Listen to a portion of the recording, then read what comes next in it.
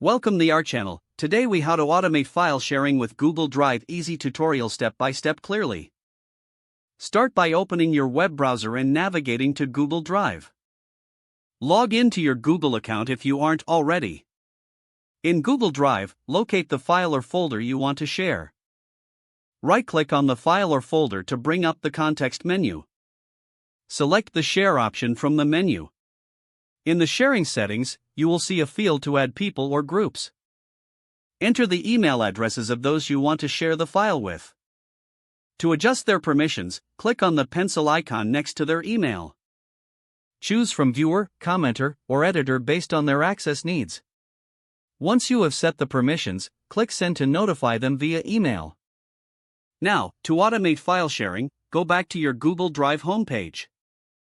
Click on the gear icon in the top right corner to access settings. Select Manage Apps from the left-hand sidebar. Look for third-party applications that allow for automation. Integrate an app like Zapier or Automate.io for advanced automation. After integration, set up a new automation workflow. Select Google Drive as the trigger app and choose the appropriate trigger event. Follow the prompts to connect your Google account if required. Now, choose the action app that will receive the shared files. Configure the action settings to define what happens with the files. Select the specific files or folders you want to automate sharing for. Test the automation to ensure everything is working as expected. Once confirmed, save your automation settings. You have now set up automated file sharing with Google Drive. If the page does not load, refresh the browser or try again in a private or incognito window. Make sure you are using the correct email address, then retype it carefully to avoid small typos.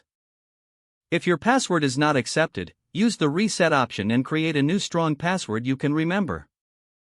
Check your spam folder for verification or security emails, then complete any requested confirmation steps. Enable two-factor authentication if available to improve account security and reduce unauthorized access risk. Don't forget to like this video and subscribe to our channel for more step-by-step tech guides.